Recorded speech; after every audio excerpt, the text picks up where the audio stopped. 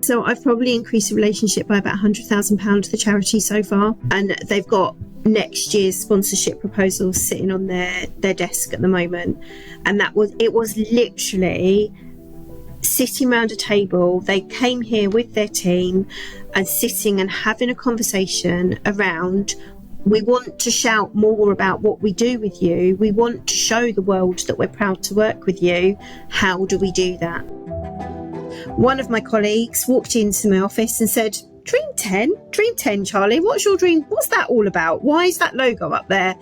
And I said, well, they're companies that I would like to work with, and it's to prompt a conversation to say, do you know someone that works there? And could you get me through the door? And she went, well, yeah, I used to work at that company and still have a really large group of friends who work there. So yes, I can get you through the door. I obviously have a very powerful tool because I have lots of wonderful four-legged friends that I can take with me. And normally when I walk through the door with a four-legged friend with a waggy tail and a wet nose, people have already won over.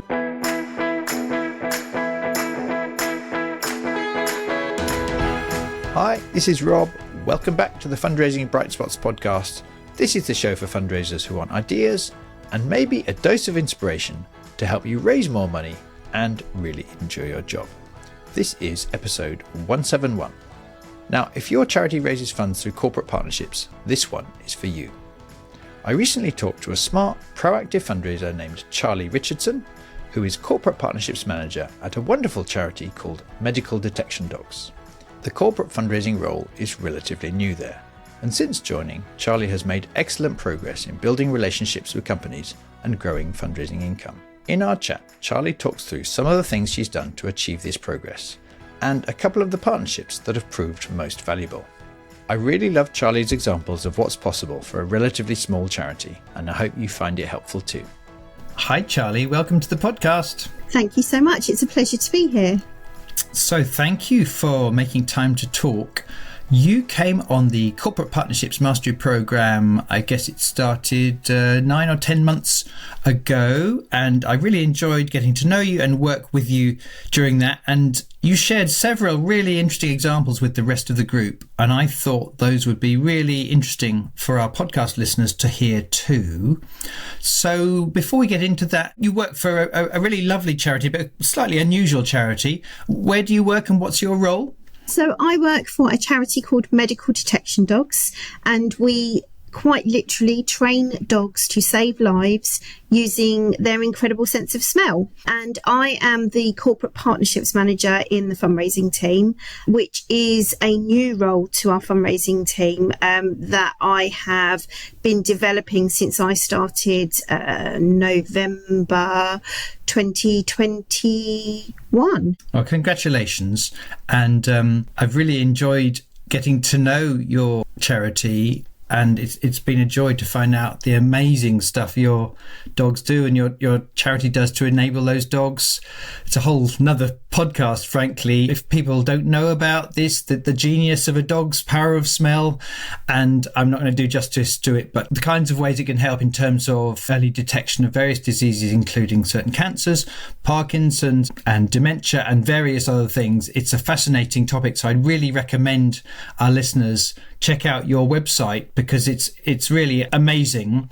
I don't think we've got loads of time to go into that for now, because I'd rather focus on some interesting things you've been doing in terms of building corporate partnerships to help support that wonderful work. So over to you, really. So what are some distinctions that you've gained in the last year or so that you've been implementing in your fundraising? So for me, the key thing since I started in my role is to really build relationships with the people who are already supporting us. So there have been a number of corporates who have supported us since the charity was established 15 years ago.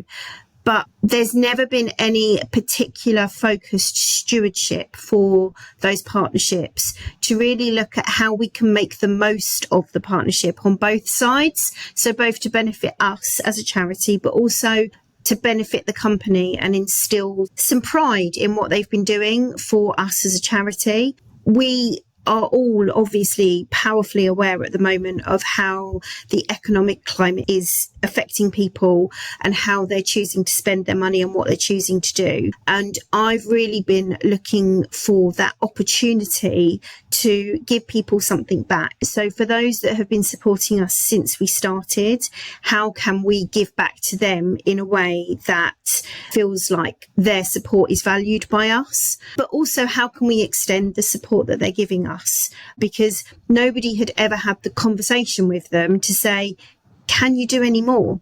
It's always just been, we took what they offered, which was great, but we've not actually explored any opportunity to deepen the partnership and make it stronger. And then also really starting to look at the businesses that are around us in Milton Keynes, because we're very lucky the fact that we have many head offices based here in Milton Keynes. And how can we look at getting on board with those bigger, larger corporates and actually getting them to support us as well? So that's really where I've been looking at. And I guess the first thing that I took away from the programme was Dream 10. Getting my Dream 10 down on paper and starting to talk to people about, who do you know? Who can you get me in with? How can I get in? Can you get me a coffee? Can you get me a contact? They might not be who I need to speak to, but can you get me through the door? That was probably the biggest change for me here at the centre, and really looking at how we can use people's prior experience to coming to the charity and making the most of that. But also, as a charity, we're quite a small charity, so we only have 55 paid members of staff. But we have an army of volunteers that support us. So then once I'd got the staff on board with my Dream 10, how can I get those volunteers to open up their networks to us? Because we've got some pretty powerful volunteers working for us, people that know people in the right places, who have not long retired and still have really useful contacts within those companies that they worked for. And that again has really opened the doors for me and got me some quite important meetings which are really starting to take shape now. And that's the biggest thing that I've taken away, is sitting down, having a cup of coffee. Can I come and see you? I obviously have a very powerful tool because I have lots of wonderful four-legged friends that I can take with me. And normally when I walk through the door with a four-legged friend with a waggy tail and a wet nose, people have already won over. So I'm well aware that I do have that power on my side, but there's not always a dog to take to a meeting. So it's really about using the tools in my toolbox to make the most of it. Yeah. Thanks, Charlie. So one distinction that many people before they come on our program are not truly implementing is that notion of, first up, the goal is not to search for money or even to ask your colleagues or volunteers who could give us money. It's to first just get in the door. Who at one of these companies might be willing to at least talk to us? So it's that coffee focus, or sometimes we say that focus on just, could we book a test drive? Some chance to have a chat. And then the other thing that many people have asked their staff, their board, their volunteers for help. Do you know anyone who might want to partner with us? But that question is just not narrow enough. And so typically what happens is people they want to help, but they nod and they don't quite think of something. Whereas what we show you on day one of our program is why, crucially, but also how to just focus on, for instance, 10 of them, which is not to say there are only 10 companies that could partner with you at a decent level. It's just the way human brains work is if we ask for 100, again, it all gets fuzzy. Whereas if you just choose 10 and, for instance, put those 10 great potential partners, the logos on a piece of paper, it becomes a wonderful focus tool. And many people realize they do know more people. They are better connected than they might have thought they had been. So could you give us an example of how this played out? So the first thing that I did was I dutifully came away from day one, printed off my Dream 10, put it up on the wall next to my desk. And one of my Dream 10 was a company based in Milton Keynes who I had already made contact with and been given a flat no. And one of my colleagues walked into my office and said, Dream 10, Charlie, what's your dream? What's that all about? Why is that logo up there? And I said, well, they're companies that I would like to work with, and it's to prompt a conversation to say, do you know someone that works there? And could you get me through the door? And she went, well, yeah, I used to work at that company and still have a really large group of friends who work there. So yes, I can get you through the door. And the next thing I knew, the following February, so that was in the January, in the February, I received a telephone call from said company to say, congratulations, our employees have voted for you to be our chosen charity of the year this year. We'd love to come and see you.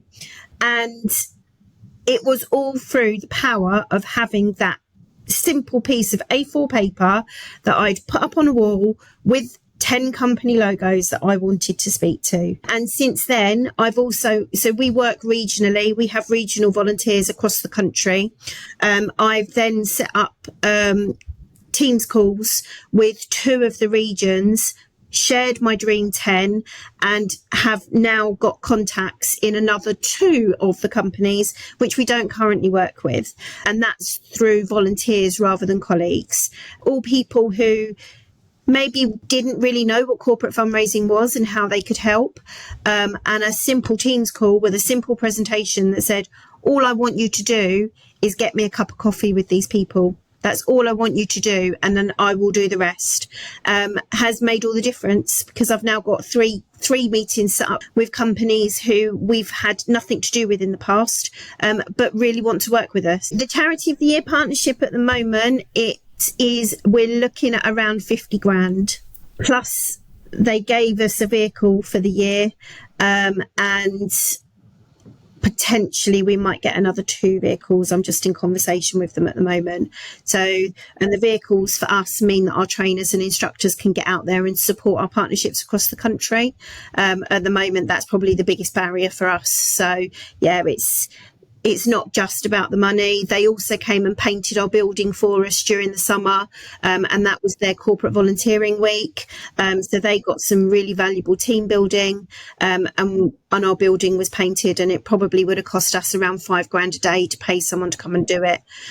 So it's worked both ways, which is amazing. The money that we've saved has gone into a pot and directly goes back into the training of the dogs. So yes, you do have to do some work to get the rest of the organisation on board with what you want to achieve. Yes, it's not just about you as the corporate partnerships manager putting together that day and hosting it. You need everybody's buy-in. Fantastic. And one of the other things you mentioned earlier on is deepening relationships with people who already care or who already might have helped somewhat.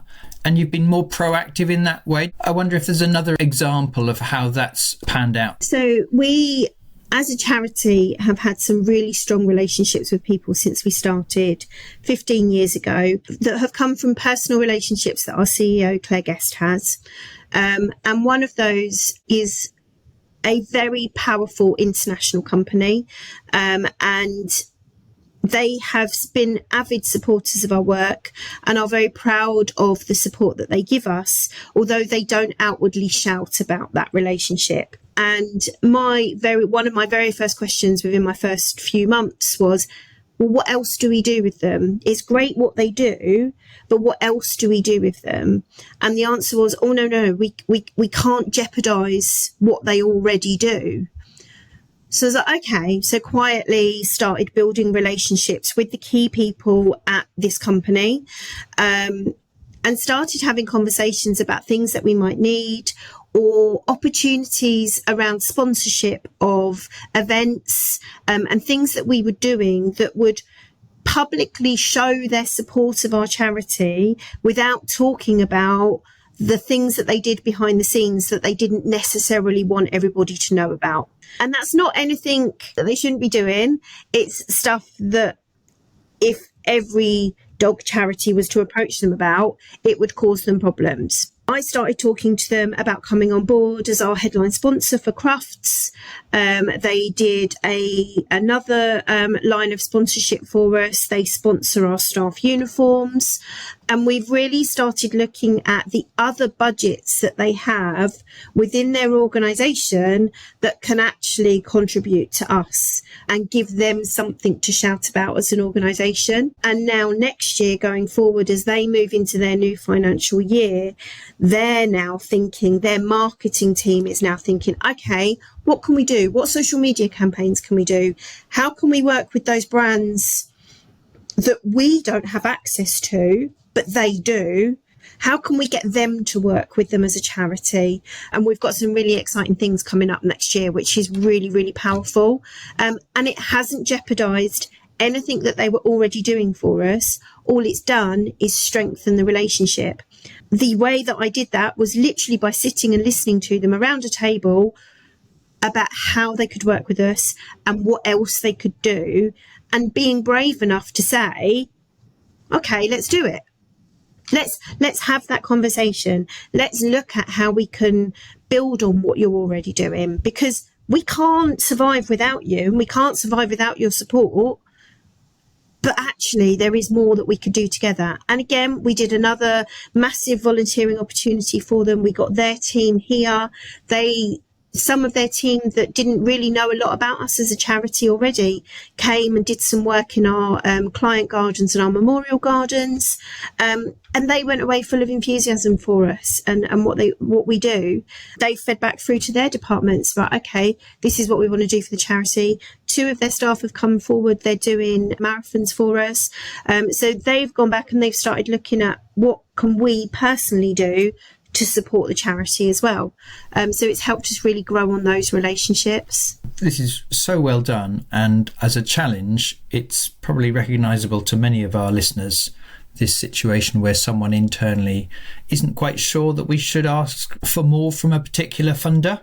And your experience has been that once you have, it's no way diminished the relationship. In fact, it's so much stronger that you've found for them other ways of doing good. And I would say my role being new to the fundraising team, that has probably been my biggest challenge. My biggest challenge has been pulling out the key relationships and really getting people to trust in me that I'm not going to jeopardise those relationships by just walking in and saying, I need more money. Because the perception was, when I started having the conversations and asking but why aren't they doing more, or why haven't you spoken to them about what else they can do?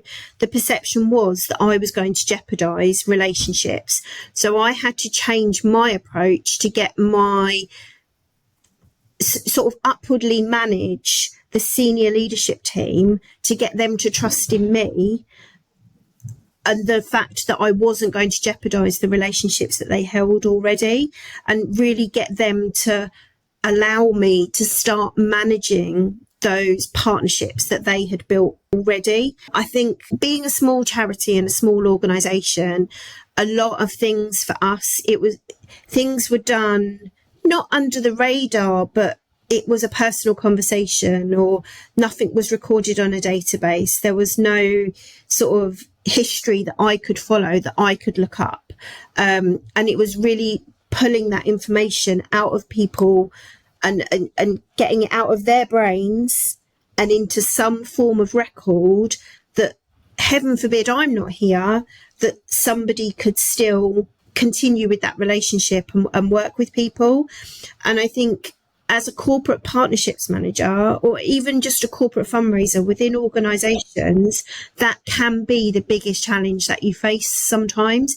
People don't want to give up the relationships that they have because they're scared that you're going to jeopardise it. And the work that I've done and the success that I've had, I'm starting to see people now coming to me and saying, right, Charlie, we've been doing this with this company. Can you speak to them to see, we think they could do this, or we'd love to work with them on this.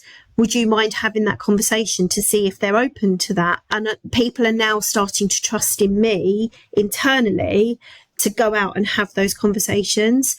And I think when your role is new, or even if it's an established role, but you're coming in and asking, but why? Why aren't we? Or how could we? Or what can we do differently? People are scared of change, and you need to manage that internally. So I'd say the first year of my role here was really building my PR internally so that people trusted me. And then the second year of my role has really been showing them how I can deliver on those relationships and give back to them as well. And approximately what value do you think there is from that particular company you've been mentioning since you've really made the relationship that bit broader and deeper? So I've probably increased the relationship by about £100,000 with the charity so far. And they've got next year's sponsorship proposals sitting on their desk at the moment.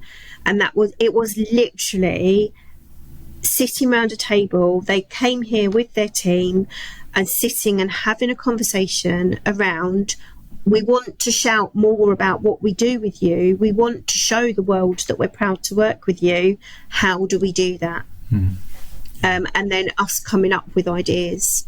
And it all boiled down to headline sponsorship, which comes out of a different budget to the budget where they were supporting the dogs behind the scenes. So many of our listeners tell me they've thought about getting some training, but that corporate mastery is a bit different from a one-day conference or one-day course. If someone's been listening to these podcasts and they like these ideas and they're considering coming on that course, what would you say to them? Absolutely do it. I think so. I had been in fundraising for 6 years before I came on the course. I was very lucky that when I came to medical detection dogs, I put forward that I would like to come on the corporate mastery course, and they were able to find the budget to send me on the course.